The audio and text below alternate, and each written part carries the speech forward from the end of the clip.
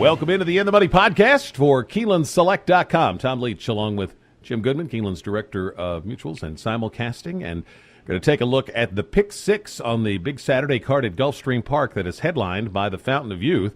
It'll start in the 8th race, but first we should crow a little bit, I guess is the old-fashioned way to put it, about Gunrunner. Gave him a $12 winner last week, and he was impressive in winning the Risen Star. He was impressive. He's probably going to go to Churchill Downs on May the 7th now because he got 50 points for that. That probably gets him in the field as long as he stays together, and he looked really good. And Giroux had the big day that we talked about him having. I said he could win 5. He actually won 4.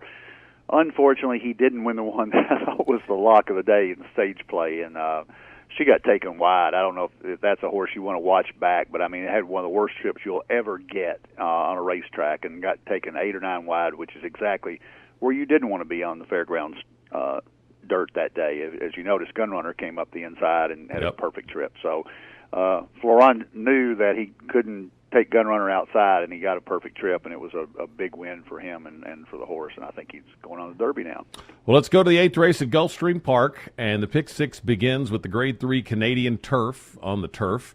And where did you land here? You got Divisadero coming back. Yeah, and I wrote, the very first thing I wrote is I'm anxious to see the return of one of my favorite horses from last year because everybody around here loves Buff Bradley, and you remember the brass hat and story, and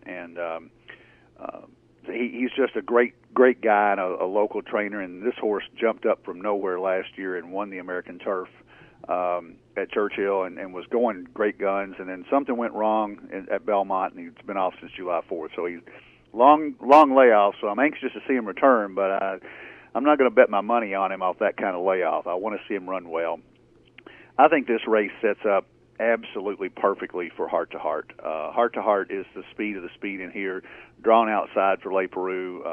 Le Peroux's won the last 2 with him at Churchill and Gulfstream. The Fort Lauderdale, he went wire to wire, and although he only won by half a length, he beat a horse called Luke's Alley that we picked the next time out, and he came back and won. So it was a key race. I think Heart to Heart, unless one of the other horses with some speed, not a cat but a llama, possibly, and maybe one of the others, Fredericksburg or somebody goes with him. I think Heart to Heart is the speed here, and I would start off the Pick Six here because it gets real deep later on. I would take my single here at the beginning, and I would single Heart to Heart, hoping Divisadero runs well, but doesn't close on him as well as he will later on down the road. I started out by writing down Heart to Heart for my win pick, and I scratched it out.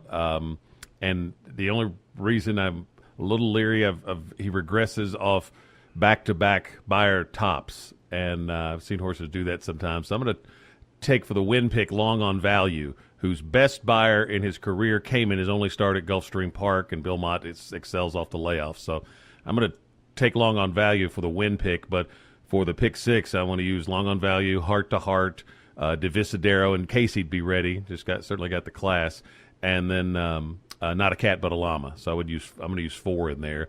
The Sand Springs is the next, and because these races are so tough, to make a Pick Six ticket manageable for the purposes of this discussion, you've got to take some strong stands. So I'm going to single Partisan Politics in here. I will tell you in advance, I don't feel particularly strong about it, singling him, but he did have trouble in his 4-year-old debut, and the jock switch to Castellano is kind of what sealed it for me, that they are really serious on this one. So I'm going to take Partisan Politics as a single. I will tell you the other horses I liked. If I had the budget, I'd go deeper. I liked Al Jalila for Pletcher. I liked Hope Cross, the other half of the Chad Brown combo.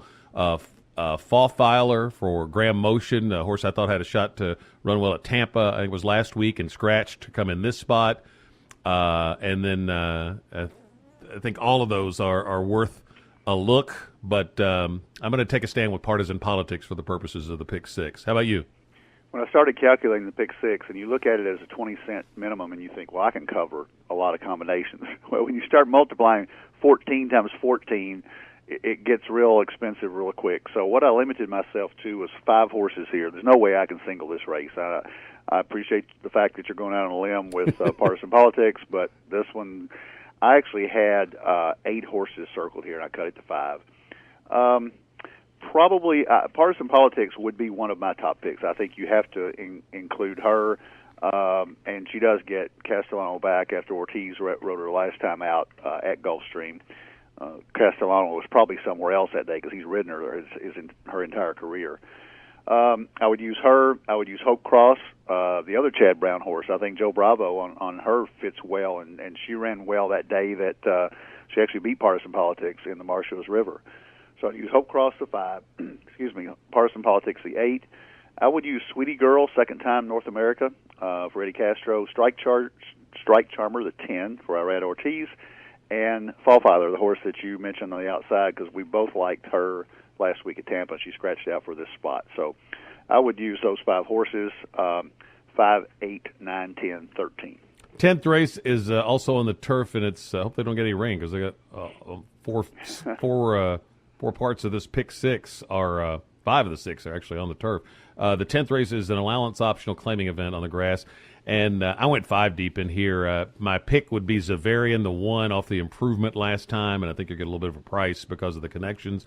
But Go Around the 5, Thatcher Street the 7, Conquest Typhoon the 12, and Red Guard the 10, probably in that order if you want to. That would be my priority ranking of the 5. But I would for my pick 6 ticket, I'm going to go with 5 in here, and Zavarian would be the win pick, but a shaky win pick. How about you? Yeah, we're pretty close. I didn't use Zavarian because that last race was a 2-mile race, and that was his best number. And if you look back, I think he fits in the middle somewhere here. But he did run well there, and I have no idea how that transfers over to a mile and 16th. But on tenterhooks was my long shot in here, 1-for-1 at Gulfstream. Last time out ran 7.5 furlongs. Looked like he wanted more distance there, and gets a mile and 16th here. So I would use the 2. The 5 Go Around. I've got to use Giroux for Belmont.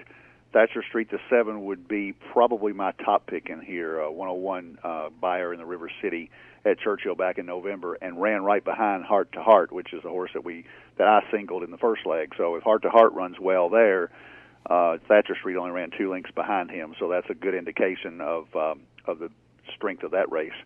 Conquest Typhoon the 12 for Mark Cassey, and I would use 14 Tapitation for Ralph Nix. Couple of 93, 94 buyers last couple times out at Belmont and Gulfstream, and fits well here. Tyler Gaffaleone gets on the 14. So I would use 5 as well, not quite the same 5. Brings us to the 11th race, a mile and the 16th on the turf with 3-year-olds, the Grade 3 Palm Springs. And you've got a couple of Pletchers in here, Chad Brown, a Rusty Arnold horse that was very impressive. Where did you land? Everywhere. This one was the one that I really only could toss. I don't think Cave Johnson, the 2 horse, can win. Okay, I don't think that horse can win. You'll never see me bet 13. Oh, I'm sorry. The 12 is also. I don't think the 12 can win, American Phantom. But there's 12 horses in here that I think have a chance, and I don't think you can toss any of them. So I would go deep in this one and single somewhere else and try to catch the price in the Palm Springs. If you made me pick something, it would be Kismet's Heels, the 5. Oosby, the 3 off the last 2 races at Gulfstream, and probably Urban Bourbon, just because I really like Bourbon Lane Stable here out of Lexington, and they get horses ready, and Canelli trains well for them, and Corey Lannery's riding. So I would take those 3. If you can't afford to take all 14, I would go 3, 5, 6 in here and just take a chance that Gimlet doesn't run big, or Giant Run doesn't run big, or JR's Holiday doesn't run big. I think they all got a shot. I think this is one of the most evenly matched races of the day.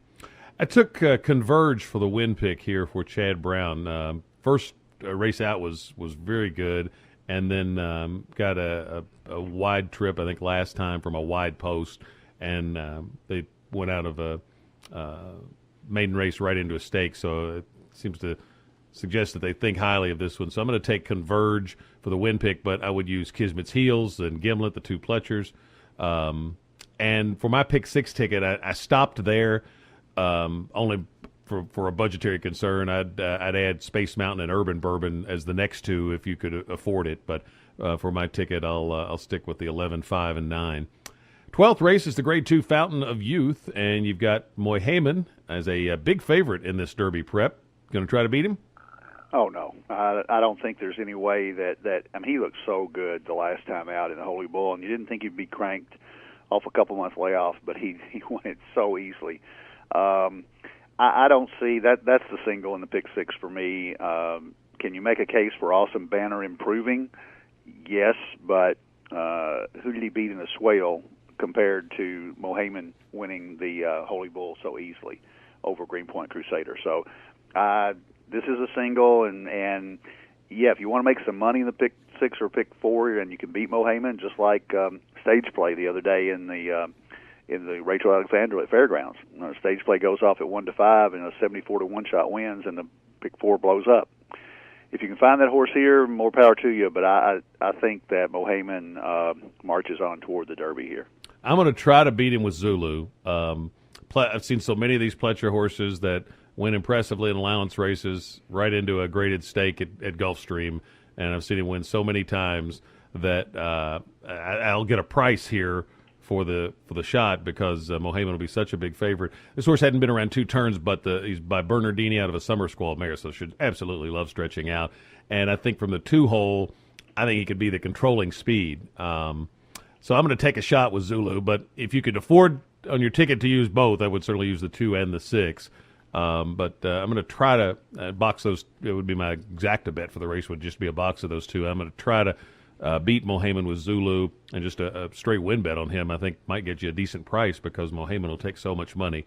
13th race is a maiden race on the turf, 1 1/8, so that's an interesting angle to these young horses going long on the turf. I used American Patriot the 1, Billy's Kitten the 4, and Scythe the 10, with no strong opinion anywhere, but I'll take those 3 of the more prominent choices and take a stand with those. How about you? We absolutely agree. I got 1, 4, 10. I thought, again, I ran out of money, so you start calculating 20 cents times all these combinations, and so to try to keep it at least halfway affordable, I went to 3 here, and the Pletcher horse, American Patriot, and the Chad Brown horse, Billy's Kitten, and the 10 for Belmont are the obvious 3 choices. Other horses look a little bit suspect. I could probably make a case simply because I like George Weaver on the turf and I like Corey Lannery at Gulfstream. I could make a case for that horse not liking the good track first time out, and they actually started him at 1 1/8, so they are obviously looking at this distance as in his wheelhouse. So Balivor, the 6, would be my 4th choice, but I would stick with the 1, 4, 10 as well. So we're talking about a pick 6 ticket here, and so if I actually bet a pick 6, I would have to single in the Fountain of Youth also, because if it's not Mohaymen, I think it'll be Zulu. So I would take a shot and single Zulu. But it's a very shaky proposition to make a pick 6 ticket with the 2 singles I took. So otherwise I would try to spread out and use the ones that I mentioned if you wanted to make a ticket, and then just kind of let your budget be your guide. I think the better play on Saturday could be the late pick 4, because then you can expand a little bit and maybe use both of those in the Fountain of Youth and go a little deeper maybe in that last race, because I think you've got a shot to have some prices in some of these other races. In the Fountain of Youth, if it's not Mohaymen, I think it's probably Zulu, so I don't think it's going to be a huge price either way. How about you? Yeah, I think so too. Excuse me. I think I took the horses. I constructed my ticket by cutting it down to the number of horses that I gave you in the first couple of legs is actually $210 for a 20-cent ticket. And the one thing you got to remember about the pick 6 is, as we're recording this on Thursday, there's a $1.7 million carryover. And that's if you have the single ticket, obviously. There were 3 horses alive yesterday on Wednesday that would have paid it out. And one of them was a Dane Zabiskie horse that I thought really had a shot to win. And somebody was going to walk away with $1.7 million. They didn't do it. Somebody could do it on Saturday with these 14-horse field. So if you want to spend some money, you can do that. But the pick 4 that I would play would be in the 10th race. I'd use the 5 horses I talked about, the 2, 5, 7, 11, 12 with all. I would go all in the 11th race. I will single the 6 horse, Mohaymen, in the Fountain of Youth, and I would use the 1, 4, 10 in the last leg, just like we talked, and that's $105, a little more acceptable. And if you catch a price in that all race, you're certainly going to get your money back many times over. Best of luck with your wagers on what should be a great day of racing. If you follow Keeneland Select on Twitter, Katie Gensler and I will do picks for the Twitter tourney, which is the Palm Springs and the Fountain of Youth. And then make sure to check out the blogs at KeenelandSelect.com. my Weekend Warrior blog and the others for more picks on a great weekend of racing around the country. For Jim Goodman, this is John Leach, and this is the Money Podcast for KeenelandSelect.com.